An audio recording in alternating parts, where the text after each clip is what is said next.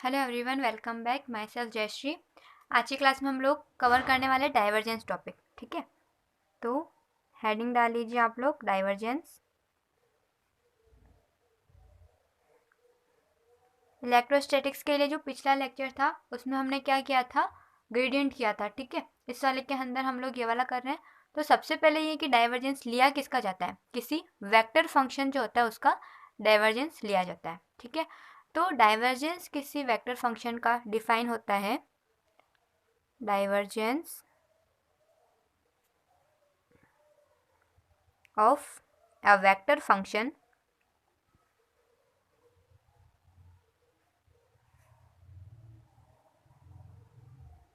is defined as divergence of a vector equals to, symbol क्या होता है, del dot A vector. ठीक है, किस तरीके से दिया जाएगा, 1 divided by h1 h2 h3। h1 h2 h3 यहाँ पर क्या है, स्केल फैक्टर से। ठीक है, फिर डेल बाय डेल u1। जब u1 के रेस्पेक्ट में हम डिफ्रेंशिएट करें तो अंदर क्या आएगा, a1 आएगा। ठीक है, फिर उसके साथ में scale factor h2 h3। Okay, plus del by del u2 है तो यानी a2 पर आएगा, और बचे हुए स्केल फैक्टर्स के h1 और h3 है। ठीक है, तो यहाँ पर आप लोग लिख दो a2 h1 h3, फिर डेल बाय डेल u3 तो a3 h1 h2। ठीक है, इस तरीके से जहाँ पर a1 a2 a3 क्या है, जो वेक्टर a वेक्टर है उसके कंपोनेंट्स है ना। जहाँ पर a वेक्टर क्या था, a1 e1 cap plus a2 e2 cap plus a3 e3 cap. ये क्या है, यूनिट वेक्टर्स है। अगर कार्टेशियन होगा तो I cap J cap K cap लिखते हैं। ठीक है, otherwise R theta phi depending on the coordinate system. Okay, अब डाइवर्जेंस का फिजिकल मीनिंग क्या है, here is physical meaning of divergence.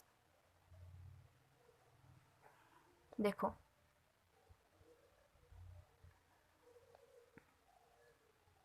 इसको, ठीक है, अब यहाँ पर देखो कोई यूनिट वॉल्यूम अगर आप कंसिडर कर लो, और फिर देखो अगर इससे जो फील्ड लाइन्स है वो बाहर की तरफ निकल रही है।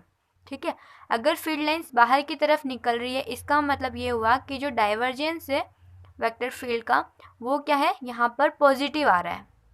ठीक है, बाहर निकल रही है इसका मतलब पॉजिटिव आ रहा है, और यानी ये क्या है, सोर्स की तरह बिहेव कर रहा है। कैसे बिहेव कर रहा है, सोर्स की तरह। अगर मान लो यहाँ पर फील्ड लाइन जो है वो अंदर की तरफ आ रही है, ठीक है, इसका मतलब क्या हो गया कि डेल डॉट ए वेक्टर कैसा आ गया हमारे पास में, नेगेटिव आ गया है। राइट, नेगेटिव है, इसका मतलब ये किस तरह से बिहेव करेगा, सिंक की तरह बिहेव करेगा। ओके, और अगर यहाँ पर डेल डॉट ए जीरो आ जाता है, मान लो कि कोई सरफेस है, उससे जितनी फील्ड लाइंस अंदर की जा रही है ना, उतनी की उतनी वापस बाहर निकल गई, तो इस केस के अंदर डेल डॉट ए वेक्टर कितना आ जाएगा, जीरो आ जाएगा। तो यहाँ पर हम लोग बोलेंगे कि ए वेक्टर जो है वो क्या है, एक सोलेनोइडल वेक्टर है। Associated flux of a vector A vector from a unit volume is equal to the divergence of that vector। ठीक है, कि यूनिट वॉल्यूम के अंदर किसी वेक्टर ए वेक्टर के साथ में जो फ्लक्स एसोसिएटेड है वो किसके बराबर है, उसके डाइवर्जेंस के बराबर है। अब इसके अंदर जैसे हमने बोला कि फ्लक्स जो है वो यूनिट वॉल्यूम से बाहर की तरफ आ रहा है, then del dot A positive, ये सोर्स हो गया। अगर यूनिट वॉल्यूम के जो है वो फील्ड लाइंस को एब्जॉर्व कर रहा है, ठीक है, इसका मतलब डेल डॉट ए कैसा हुआ, नेगेटिव हो गया, तो ये सिंक की तरह बिहेव कर रहा है। और अगर del dot A vector zero है, यानी कि वो सोलेनोइडल हो गया है। अब इसको यूज़ कहाँ कहाँ करेंगे, use in the sense of numericals. तो देखो, जैसे डेल डॉट बी वेक्टर जो है, मैग्नेटिक फील्ड का हम लोग डाइवर्जेंस लेते हैं, कितना निकल के आता है, जीरो निकल के आता है। ठीक है, क्यों, क्योंकि मैग्नेटिक लाइन जो होती है वो हमेशा क्लोज्ड लूप बनाती है। ठीक है, इसलिए number of magnetic field line जो एंटर हो रहे हैं और जो एग्जिट हो रहे हैं वो आपस में क्या होते हैं, बराबर हो जाते हैं। इस वजह से जो इसका फ्लक्स निकल के आता है यूनिट वॉल्यूम से, दैट मीन्स जो डाइवर्जेंस आता है मैग्नेटिक फील्ड का वो जीरो आता है। ये क्या है, मैक्सवेल की सेकंड इक्वेशन भी है। ठीक है, लिख लो आप चाहो तो पूरी चीज को, ये जीरो हो गया। ठीक है, इसका मतलब यहाँ पर क्या है कि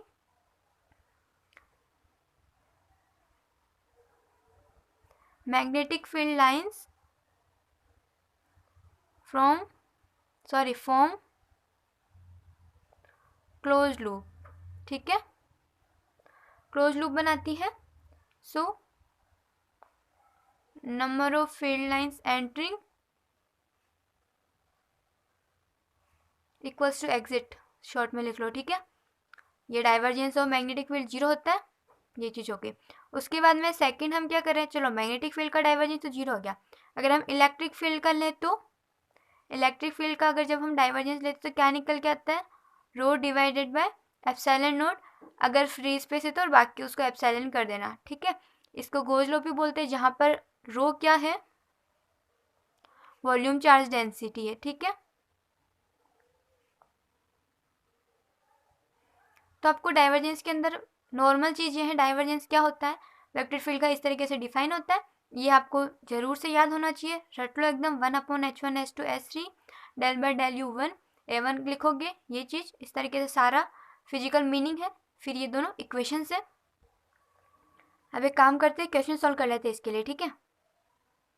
देखो क्वेश्चन लिखो, if u equals to X square plus Y square plus Z square, ठीक है, एंड आर वेक्टर जो है वो किसके बराबर है, X I cap plus Y J cap plus Z K cap के बराबर है, तो निकालना क्या है, del dot U R vector कितना होगा, ठीक है।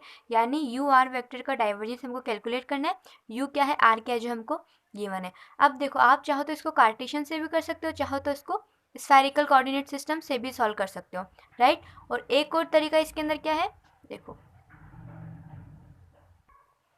फर्स्ट तरीका होगा स्फेरिकल कोऑर्डिनेट सिस्टम यूज़ लो, ठीक है। वहाँ पर मैं आपको एक दो तरीके ऐसे बता रही हूँ, फिर जो मेन सबसे सिंपल जो मुझे लगता है उसे सॉल्व करवा दूंगी, ठीक है। एक तरीका ये है कि u जो है वो ये दे रखा है, आप इसको X square plus Y square plus Z square को आर स्क्वायर लिख सकते हो जब हम स्फेरिकल में डील करेंगे, ठीक है। अगर ऐसा करना चाहते हो तो इसको आर स्क्वायर लिख दो, ठीक है। आर वेक्टर क्या होता है, आर कैप होता है, आर वेक्टर ये हमको गिवन है, ठीक है। फिर उसके बाद में स्केल फैक्टर्स क्या होते हैं, इसके लिए जो अपना स्फेरिकल है उनको यूज़ लो, और सिंपल ग्रेडियंट का जो फॉर्मूला है अभी हमने, सॉरी डाइवर्जेंस का फॉर्मूला जो हमने सीखा है उसके अंदर वैल्यूज़ पुट करके सॉल्व कर लो, ठीक है। दूसरा तरीका ये है कि कार्टेशियन के अंदर करना है, तो कार्टेशियन के अंदर तो सिंपल है, u अपने को गिवन है, आर वेक्टर ऑलरेडी गिवन है, ठीक है। दोनों को मल्टीप्लाई कर दो, दोनों को मल्टीप्लाई करने के बाद में देखो, मतलब इन दोनों को एक बार मल्टीप्लाई कर दो, ठीक है। फिर देखो कि a1 क्या बन रहा है, a2 क्या बन रहा है, a3 क्या बन रहा है, यानी आई कैप के साथ क्या टर्म है, जे कैप के साथ क्या है और के कैप के साथ क्या है, ठीक है। उसके बाद में हर टर्म के लिए फॉर्मूला यूज़ कर लो और निकाल लो, ये पूरा तो 1 हो जाएगा, तो डेल बाय डेल एक्स और ये, ठीक है, डेल बाय डेल वाई जो पूरा है वो, और डेल बाय डेल 3 इसका a3 वाला जो कंपोनेंट है वो, इस तरीके से। तीसरा तरीका क्या है यहाँ पर कि आप आइडेंटिटी यूज़ में लेके फिर सॉल्व करो, जो कि मैं प्रीफर करती हूँ। बाकी तो आई होप आपको समझ में आ गए होंगे, नहीं तो एक बार वापस मतलब पीछे चला के सुन लेना, ठीक है।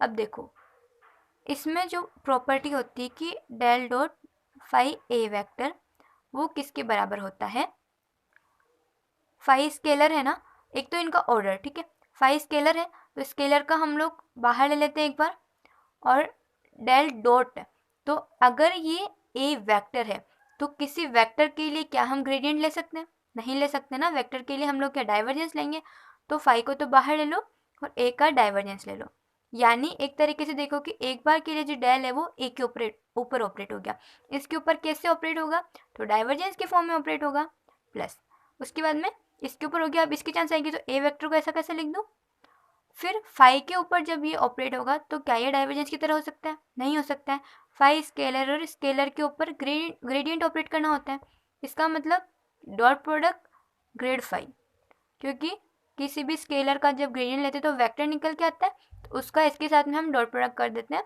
तो ऐसी आइडेंटिटीज आपको याद होगी, तो इसके तो अब हमको सॉल्व करना है, ठीक है।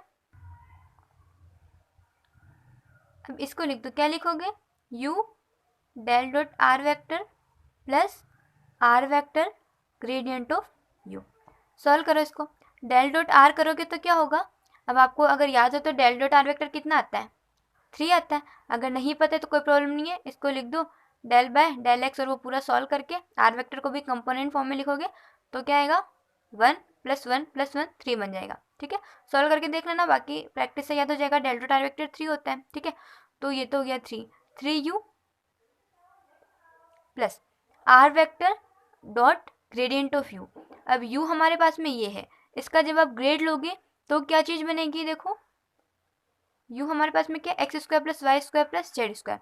ग्रेड लेना है तो del by del X of X square plus Y square plus Z square plus यहाँ पर I cap plus del by del Y of ये पूरी चीज़ यानी X square plus Y square plus Z square, फिर जे कैप, ऐसे ही del by del Z वाली टर्म बनेगी।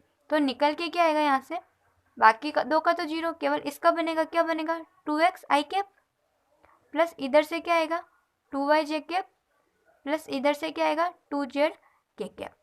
अब इसको क्या करना है, आर वेक्टर के साथ में डॉट प्रोडक्ट करना है। आर वेक्टर खुद क्या है, X I cap plus Y J cap plus Z K cap. तो आई का आई के साथ में होगा 2x इंटू एक्स यानी X square plus y into 2y यानी 2y स्क्वायर, सॉरी यहाँ पे भी 2 है ना, और z का 2z के साथ में तो प्लस 2z स्क्वायर। कितना निकल गया है 3u प्लस, इसको मैं 2 कॉमन लूँ तो X square plus Y square plus Z square बनेगा यानी u बनेगा। टोटल आ गया 5u आंसर, ठीक है। और यू लिखना चाहते हो 5 into X square plus Y square plus Z square, जिस भी फॉर्म में आप लिखना चाहते हो। तो मुझे ये चीज़ सही लगती है, आप लोग जिस मेथड से चाहो वैसे कर सकते हो। ये बेसिक कैलकुलेशन है, ठीक है ना, कर लेना इतना सा। आई होप आपको आता होगा। डेल डॉट आर वेक्टर 3 हो जाएगा। सिंपल इसका ग्रेडियंट लेना यानी आई कैप और वो सब करके करना है। ग्रेडियंट पढ़ चुके हम लोग लास्ट क्लास में, तो उससे आते ही होगा। तो ये था डाइवर्जेंस बेसिक, ठीक है। आपको अगर फॉर्मूला याद है इसका तो आप इसके क्वेश्चन आसानी से सॉल्व कर सकते हो। बाकी नॉर्मल वेक्टर्स वगैरह के हिसाब से आपको करना है, ठीक है। अब नेक्स्ट टॉपिक हम लोग कर्ल स्टडी करने वाले हैं। Okay, bye bye.